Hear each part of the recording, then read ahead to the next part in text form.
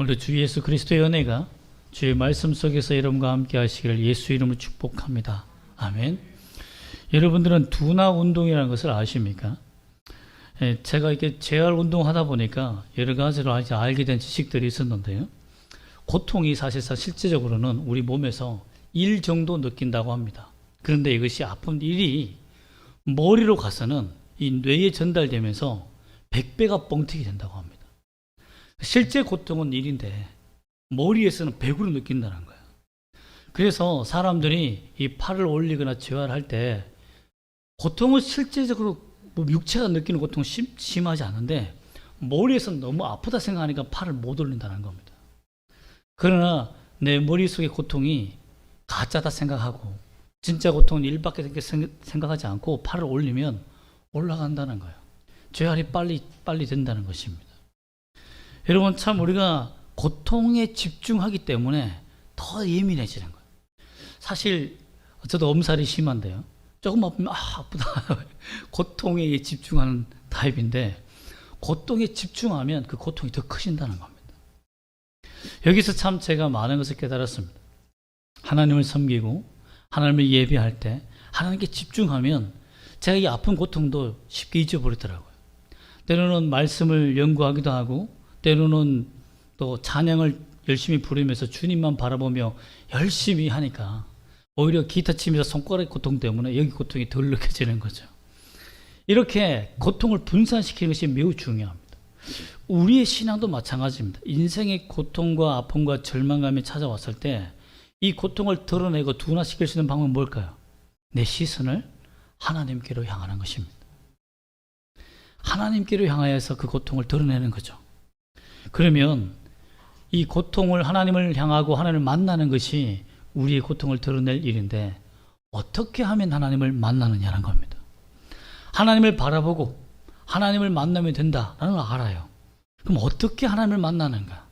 오늘 모세의 1대1을 통해서 주님을 만나는 방법을 찾기를 우리 함께 고민하기를 예수 이름으로 부탁드립니다. 아멘. 오늘 보면 드디어 모세가 하나님을 만나게 됩니다. 그의 인생에 어떻게 하나님을 만나게 됐고 왜 하나님을 만나게 되었을까요? 실제 지금 모세의 상황은 한 80세 되는 할아버지입니다. 40년 동안은 이스라엘에서 이집트에서 성장했고 또 40년은 미디안 광야에서 성장하게 됩니다. 근데 80세 할아버지가 되었을 때의 모세의 이 입장은 말도 할 수 없는, 말할 수 없는 고통과 아픔을 느낀 사람이죠. 즉, 별 볼 일 없는 사람이 된 겁니다. 예전에 한 손으로 적을 물질렀던 그런 능력이 할아버지에게 있겠습니까? 또한 그동안 배웠던 지식이 어른이 되면 나이가 들면 다 까먹어 버리죠. 기억에 남아 있겠습니까? 언변이 뛰어나겠습니까? 무엇이 있겠습니까? 즉, 잊혀져 간 이집트 왕자라는 겁니다. 사람이 가장 괴로운 것이 뭐냐면 과거가 화려했던 사람들이 자기 인생이 잊혀져 갈 때, 아무도 사람들이 알아주지 않고 나에 대해서 점점 잊어져 갈 때, 그리고 세상에서 존재감이 없어질 때 그 고독감과 외로움은 이루 말할 수 없습니다. 그렇지 않습니까? 나이가 들면 자식도 찾아오지 않지만 손자들도 냄새 난다고, 손녀들도 냄새 난다고 가까이 가지 않는 시절이 있지 않습니까? 근데 모세는 너무나 잘 나갔던 사람이에요. 파라오가 될 수 있었던, 어떻게 보면 대선 후보 같은 파라오가 될 수 있었던 가장 강력한 후보였죠. 근데 그의 인생이 평생 도망자로 살게 됩니다. 그래서 사람들이 있는 곳은 피해 다니고 할 수 있으면 나를 알아보지 못하는 사람들을 있는 곳으로 피해 다니는 거죠.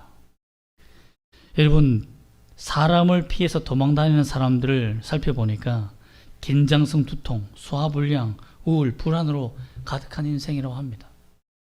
사실 제가 40년 동안 베트남에서 숨어 지냈던 일본인에 대해서 기사를 읽은 적이 있습니다. 전쟁이 끝났는데 혼자 40년 동안 베트남 숲에서 숨어서 들키지 않고 살았는데 그 모습 그대로, 2차 대전 그 모습 그대로 사는 거예요. 그리고 사람들이 발견해서 전쟁이 끝났다고 해도 믿지 않는 겁니다. 그리고 얼마나 두려움에 떨고 살았던지 온몸이 바짝 마르고 사람을 보는 눈이 정말 괴물과 같이 변해 있는. 여러분, 도망자로 살아간다는 것이 이렇게 무섭습니다. 이렇게 힘들어요. 80년 동안 지금 보면 파라오도 죽고 자기를 죽이려고 했던 파라오도 죽고 평안한 세대가 되고 다음 세대로 넘어갔음에도 불구하고 이 람세스라는 세대로 넘어갔음에도 불구하고 모세는 알지 못하고 전쟁이 끝난지 모르며 쉽게 말하면 자신을 찾는 사람들이 이제는 없다는 것을 알지 못하는 상황 속에서도 도망자의 삶을 계속 사는 거예요. 그러니 얼마나 불안하고 힘들며 외롭게 살아겠습니까? 그의 태도의 모습을 보면 1절 말씀에 그 모습이 그대로 나타나는 말씀이 있습니다. 모세가 그 떼를 광야 서쪽으로 인도하여 하나님의 산 호렙 이름에 사람이 없는 곳을만 골라서 양떼를 몰고 간 사람이라는 거죠. 이 말에서 우리가 무엇을 느낄 수 있겠습니까? 그는 아직도 도망자의 그 스트레스와 불안과 초조함을 잊지 못하고 산다는 것입니다. 더 더욱이 안 된 것은 무엇입니까? 그는 이집트 신을 섬기고 살았던 이집트 왕자 아닙니까? 하나님에 대해서는 알지 못한 사람이에요. 무신론자입니다. 어떻게 보면 그가 유신론자였을 때는, 하나님 믿었을 때는, 하나님이 아니라 신을 믿었을 때는 우상, 이방 신을 믿고 살았던 사람이에요. 지금 현재 그는 80세가 되었지만 신이란 존재가 없습니다. 오히려 그는 이렇게 생각할 겁니다. 이집트 신이 나를 버렸다. 신도 나를 버리는 사람이다. 내가 믿어왔던 모든 신들이, 이집트 신들이 나를 버리며 나를 이렇게 비참한 세상으로 몰아내었다라고 할 겁니다. 여러분, 신에게 버림받은 사람들의 그 말로를 아십니까? 여러분, 예수 믿다가 우리가 부패하고 타락해도 그의 말로는 이루 말할 수 없는 고통과 아픔으로 타락하고만 합니다. 신을 잘 섬기며 파라오가 되려고 했던 그 왕자가 신에게 버림받아 그 신을 버렸을 땐 그 신에게 붙잡히지 않도록 그런 말이 있었거든요. 추격하는 사람들은, 추격하게 붙잡히는 사람들은 신의 노여움에서 벗어나지 못했다. 신의 눈 안에 있다. 라는 말이 있는데, 즉 신의 눈 밖에 살기 위해서 얼마나 노력했겠습니까? 신에게 버림받은 사람인 거죠. 이런 사람이 외로움과 고통과 아픔 속에서, 두려움 속에서 사는 사람이 두려운 사람에게 어떻게 하나님이 찾아오셨냐라는 겁니다. 그리고 왜 찾아오셨냐는 거예요. 하나님 믿지도 않은 사람인데. 여러분은 어떻게 하나님을 만났습니까? 하나님을 만난 경험이 무엇입니까? 참 우리가 2장 23절과 25절에 보면 하나님께서 모세를 만나기 위해서 준비하시는 과정이 나타나는데요. 그것이 2장 23절과 25절 말씀인데 한번 다 같이 한번 읽어보겠습니다. 2장 23절에서 25절 한번 읽어보겠습니다. 시작. 여러 해 후에 애굽 왕은 죽었고 이스라엘 자손은 고된 노동으로 말미암아 탄식하며 부르짖으니 그 고된 노동으로 말미암아 부르짖는 소리가 하나님께 상달된지라.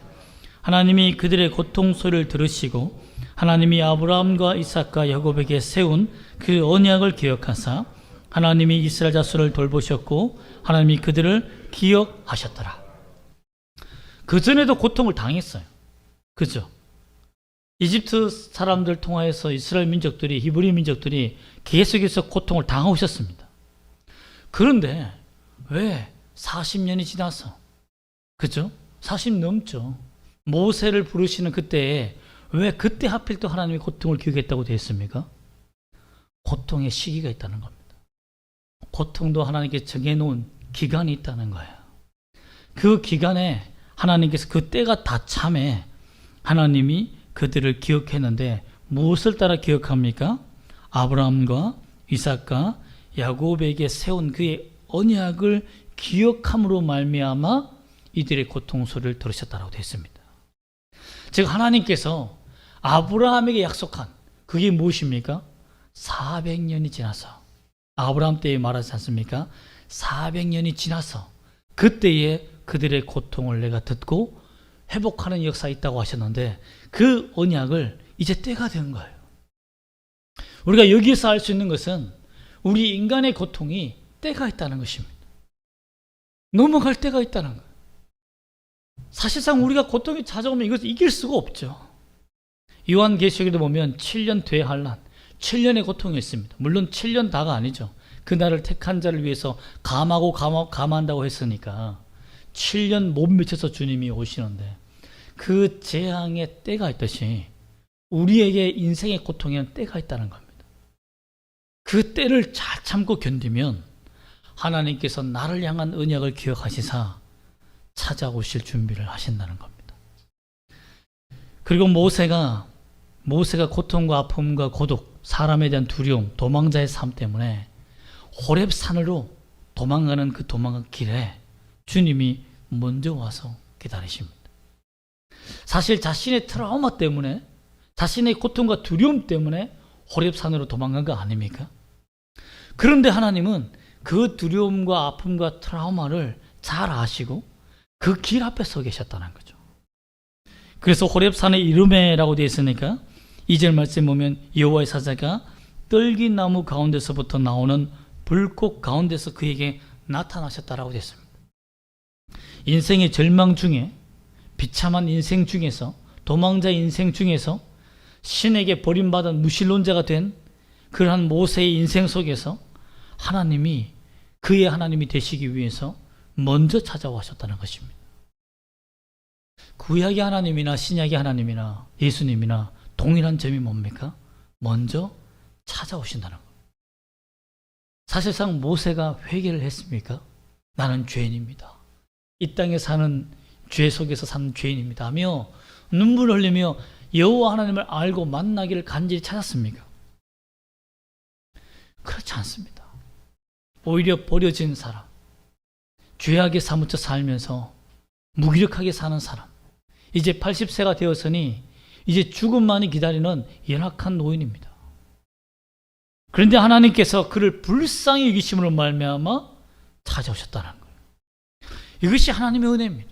구약이나 신약이나 동일한 것은 뭐냐면, 그 은혜의 의미가 뭐냐면 하나님이 죄인을 찾아오신다는 거예요. 하나님을 알지 못하는 존재를 찾아오신다는 거예요. 여기서 수많은 저는 교회 다니면서 교회 하나님 이렇게 찾아온 거 아닙니까? 그런 건 말고요. 그냥 교회 구경 오기도 하고 교회 놀러 오기도 하고 하나님에 대해서 알지 못했던 사람, 그 사람에게 하나님이 찾아오셔서 믿음이라는 불꽃을 선물로 주신다는 겁니다. 그런데 모세에게는 하나님이 더욱더 그의 하나님이 되시기 위해서 하신 행위가 더 하나 있습니다. 그게 뭐냐면 기적입니다. 한번 우리 3절 말씀을 한번 볼까요? 시작. 이에 모세가 이르되 내가 돌이켜 가서 이 큰 광경을 보리라. 떨기나무가 어찌하여 타지 아니하는고 하니. 그럼 마술쇼와 같은 일이 생긴 거예요. 나무가 불이 붙었는데 타지 않는 거죠. 여러분, 나무에 불이 붙었는데 타지 않는다. 그러면 저도 가서 보겠습니다. 그렇지 않겠습니까? 어린애들도 구경할 거예요. 이건 무슨 쇼인가? 무슨 마술인가? 하나님께서 어떻게 보면 모세에게 하나님께로 가까이 나올 수 있도록 기적이라는 선물을 제공해 주신 거예요. 우리가 예수님을 믿을 때 뭐 교회에서 선물을 주든지 아니면 어떤 사람들은 너무 이렇게 사행성으로 끌어모으는 거 아닌가라고 생각할지도 모르지만 하나님을 믿을 수 있는 장소로 끌려 나오는 거죠. 지금도 우리 중에는 그런 사람이 있을 겁니다. 부모에게 끌려 나온 사람, 환경에 끌려 나온 사람, 어쩔 수 없이 주님 예배해야 되니까 나온 사람 또 있을지도 모릅니다. 내게 주님을 향한 뜨거운 마음이 없어도 환경 때문에 어쩔 수 없이 오는 사람도 있을 거예요. 그러나 그것이 하나님을 만날 수 있는 소명, 콜링이라는 거죠. 주님이 우리를 부르신 도구라는 겁니다. 여러분, 그 기회를 통해서 모세는 하나님을 만나게 되었다라는 것입니다. 그리고 하나님께서 그에게 세 번째로 역사하신 것이 뭡니까? 아무도 그의 이름을 다정다감하게 외부인이 불러준 일이 없고 신이 그의 이름 불러준 일이 없는데 4절 말씀 보면 하나님께서 그에게 이름을 불러줍니다. 그가 가까이 오는 것을 보시고 하나님이 떨기나무 가운데서 그를 불러 이르시되 모세야 모세야 하며 두 번씩이나 그 이름을 정확하게 불러주십니다. 모세가 그 신이 불꽃 속에서 나타나는 그 하나님께서 그를 부르시는 그 이름 앞에 그가 이르되 내가 여기 있나이다라고 고백하게 됩니다. 신이라는 것, 전지전능한 존재라는 것을 육감적으로 알게 된 것이죠. 여기서 그가 생각한 것은 이집트 신인가? 아니면 내가 그동안 섬겨왔던 잃어버린 신이 나를 찾아왔는가? 생각했을지도 모릅니다. 그래서 하나님이 내가 누구인지를 모세에게 밝힙니다. 그것이 바로 5절과 6절 말씀 있는 말씀입니다. 다시 한번 읽어보겠습니다. 5절부터 6절까지 시작. 하나님이 이르시되 이리로 가까이 오지 말라.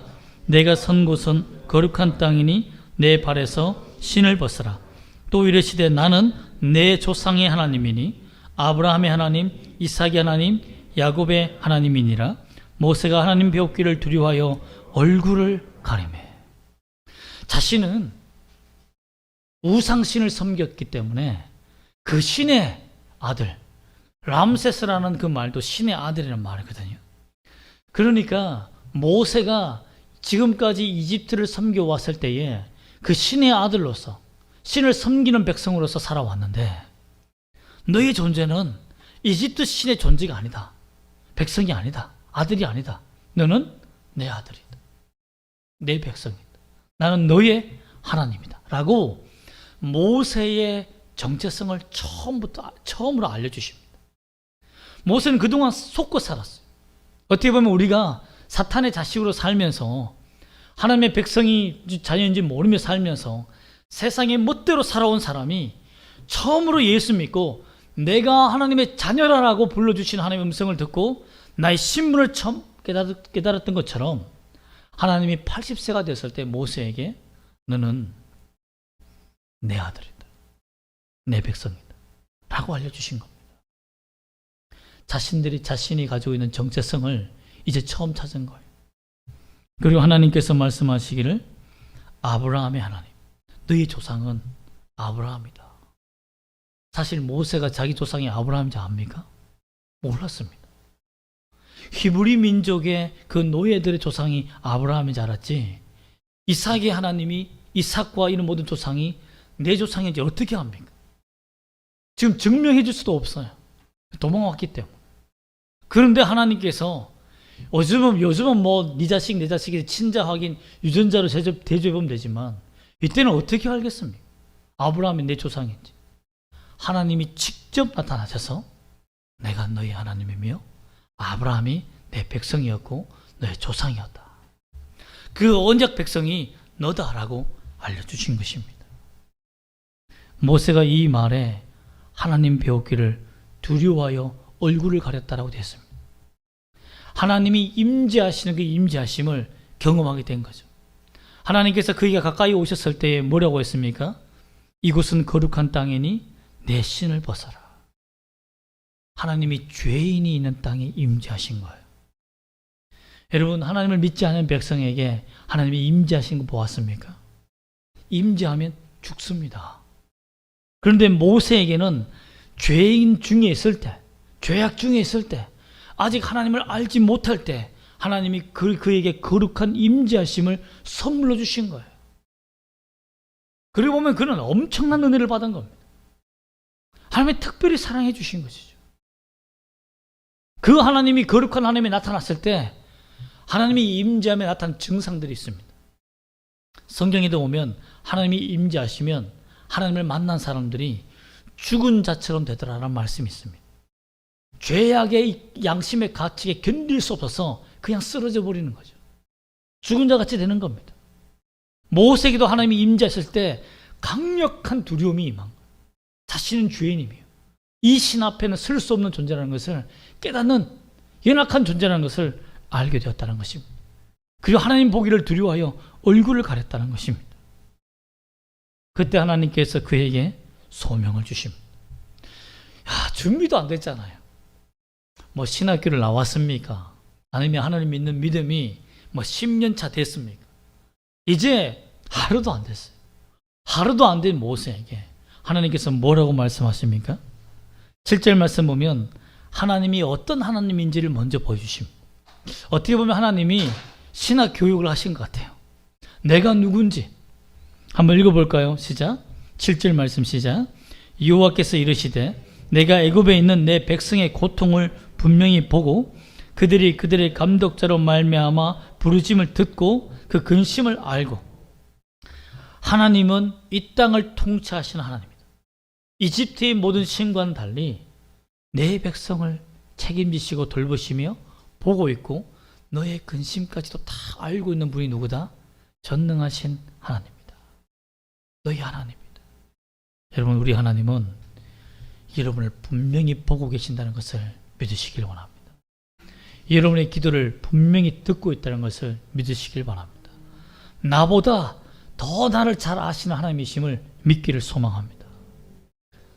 그 하나님을 다 드러내신 후에 8절 말씀 보면 내가 내려가서 그들을 애굽의 손에서 건져내겠다. 9절 말씀에 이제 가라 라고 명령하십니다. 모세, 너가 가는 이 길이 나 하나님이 가는 길이다 라고 하며 하나님의 품었던 비전을, 언약의 약속의 비전을 모세에게 그대로 전달하고 있습니다. 사실상 이 부분들이 굉장히 참 어려운데요. 어떻게 믿음이 없는 사람이, 훈련되지 않는 사람이 하나님께 도움을 받아 도구로 쓰임만 하냐. 성경 그런 부분이 있습니다.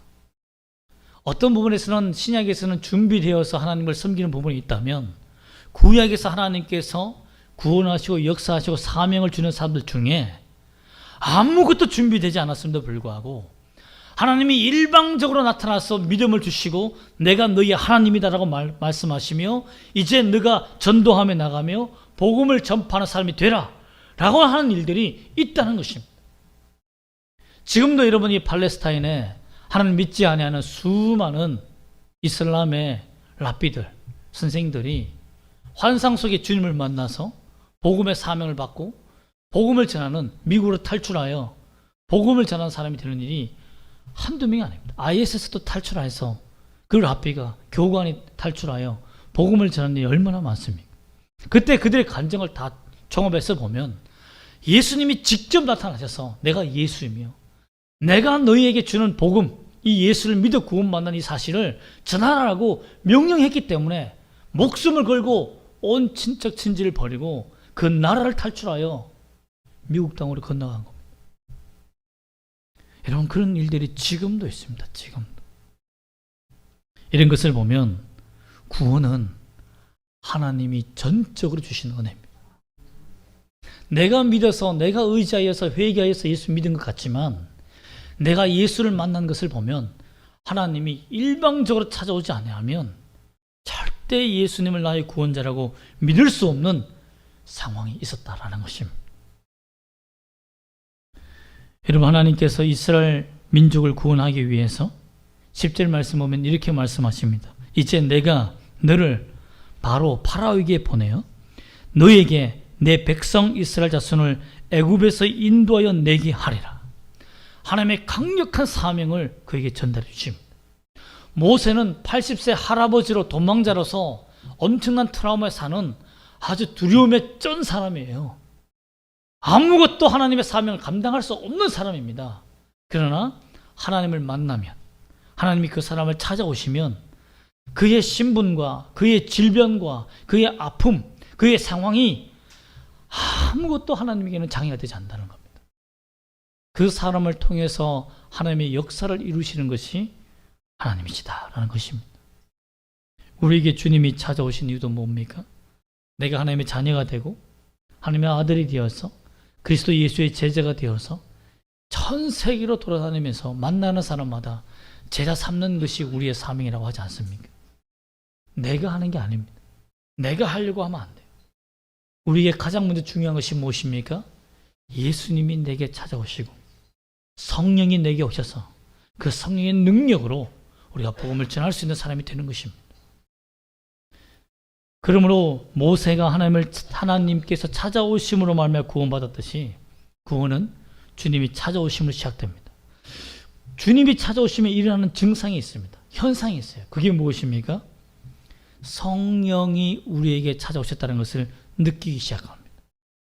내가 하나님의 자녀라는 것을 믿기 시작하고 또 내가 죄를 범하면, 내가 다른 사람에게 죄를 범하면 그 사람한테 미안한 마음도 있지만 그 사람보다도 누구에게 미안한 마음이 먼저 듭니까? 하나님을 향한 미안한 마음이 먼저 듭니다. 예수 믿는 사람의 공통적인 특징이 뭐냐면 죄를 범하면 하나님이 생각난다는 거예요. 예수 안 믿는 사람들은 그냥 남에게 미안한 것 뿐입니다. 저 사람에게 미안한 것 뿐이야. 그러나 성령이 내게 오시고 주님이 찾아오신 사람들의 공통적 특징이 뭡니까? 주님이 나를 찾아왔을 때 내가 죄를 범하면 내가 이 은혜를 갚을 수 없는데 내가 어떻게 이런 죄를 범하였지? 내가 내 주님 앞에 범죄했구나 하는 것을 깨닫게 된다는 거예요. 그래서 사람이 보이지 않습니다. 하나님이 먼저 보입니다. 그런 사람들은 구원받은 사람임이 분명합니다. 그러나 참 놀라운 은혜는 뭐냐면 우리가 아직 죄인 되었을 때 주께서 사랑하시사 이 땅에 주님이 오셨다는 겁니다. 나에게 죄를 고백할 수 있는 기회를 주셨다는 것이죠. 유명한 연예인 우리 조혜련이라는 씨를 잘 아실 겁니다.